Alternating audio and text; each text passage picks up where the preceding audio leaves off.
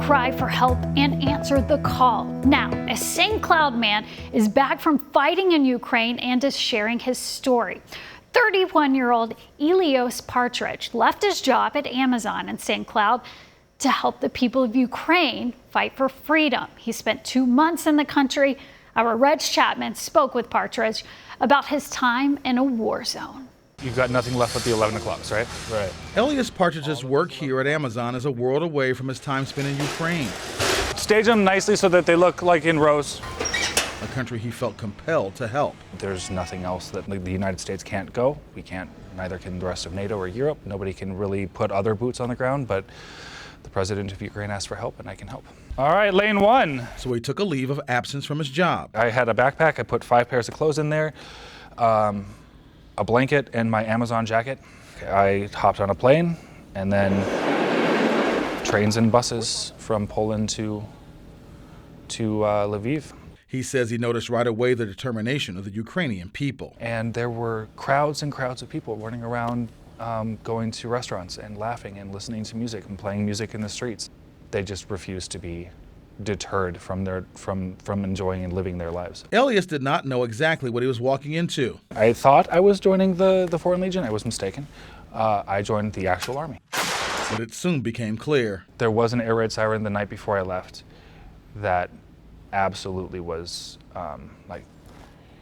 there were actual planes. You could see them. Everybody's buildings went dark, so everybody had to go turn everything off, go to the basements, the shelters. That was the night before I left Lviv on my way to the capital city. It was here he received his military ID, kit, and uniform. I was in training for about 2 weeks.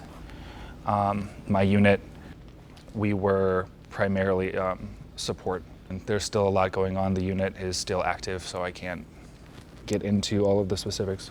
What he can say is he did face danger. He did see war and what it does to a people and their homeland. That's my unit, so it's the Special Operations Division called Ivan Bogun. Lots of complicated memories, yeah. Good and bad. Mm-hmm. In St. Cloud, Reg Chapman, WCCO 4 News.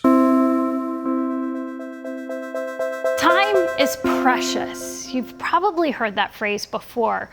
There may be no better example than what unfolded for one family in Prior Lake. Take a look. I'm gonna get you. Chasing around a 1-year-old is never easy. I'm coming. I'm gonna get you. But the road to get to this moment was absolutely grueling. Oh, it's so cool. Let's see. So cool. And it started with an online date. Amanda Calvin, who was doing a residency as a pulmonary physician at Mayo, met Rob for a drink in Red Wing. He was a giant child. He saw the excitement in most things, whereas most of the times I think as an adult we sort of miss that. Do you remember when you were like, okay, I love this guy? I do, actually. They were at a hardware store buying supplies to make this bench. And I just remember thinking, like, I don't want to be anywhere else but here. I don't even know where my phone is, and that's okay. I was like, I guess I kind of love him. They got engaged, bought a house in Prior Lake. They were planning a dream wedding when a nightmare unfolded. Rob started losing weight and sleeping more. When the result of the CT came, it says a large mass in the head of the pancreas with numerous masses in the liver. I knew that it was pancreatic cancer. I knew instantly that he wouldn't survive, which was tough. Because it's tough to know all of that, but also then be optimistic and supportive. And as a doctor, she was in the thick of handling COVID patients. But she paused everything right away because time was now a precious commodity. They planned a wedding for 100 in just 2 days. They started IVF and it worked. My biggest fear as it got closer and closer and I watched Rob get sicker and sicker was that I would be in labor. Sorry. Is that I would be in labor and have a baby and I wouldn't have my husband there. Then she got sick too, a bleeding disorder, and had to deliver 2 months early. Finn was born. They took him to the next room, gave him to Dad. But he got to hold his He newborn baby. He did, yeah. Your biggest fear didn't come true. Exactly. But time was ticking. Rob went on home hospice care, and baby Finn needed NICU care. And it was really tough. I wanted to be there to help my kid learn how to eat, but I wanted to be there for my husband because I knew it wasn't going to be very long. And then a nurse at Children's Minnesota had an idea. It was an experimental program a neonatologist was running called CHAMP. What's novel about this program is that you get daily virtual care and really that connection with the neonatal team. So if there's any problems, if there's any questions, we're still there. So even with a feeding tube, Finn got to leave almost 2 precious weeks early, arriving right into his father's arms in the nick of time. Rob died 26 days later. I don't know the appropriate words to convey how important that time was to us and our family. And even though it wasn't a happy ending, there was happiness in how it ended because of some good timing and some great love. The pandemic closed the doors of a lot of businesses around Minnesota. It even stopped the printers at several small-town newspapers, including one in Eden Prairie.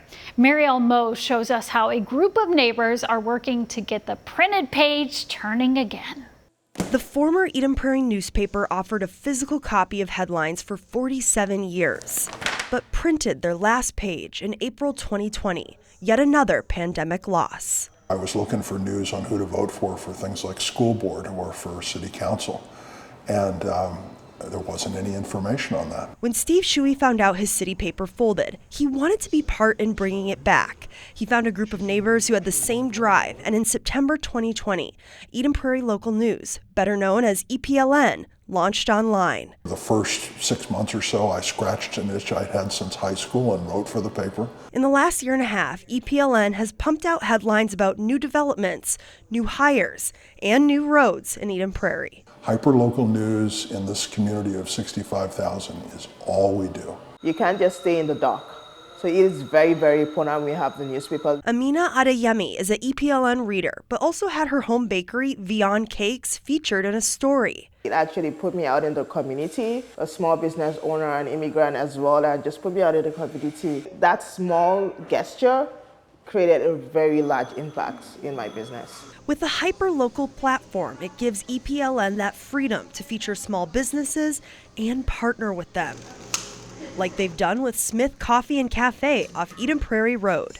It just feels like right for a coffee shop. General Manager Alex Schuster says he hopes it helps convert coffee shop customers into new readers. This is our community, and this is the people we want to reach out to. Shuey's involvement in the paper went from writer to now the publisher and president. His job simply to share his passion for his hometown. You know, there's so much division in the country right now, and this is an opportunity for us to pull together and understand who we are as a community and have a common identity. In less than 2 years, 4 part-time staff, 19 freelancers, and several volunteers gave this publication new life, and they just celebrated a milestone of 1,000 stories. It's just the beginning.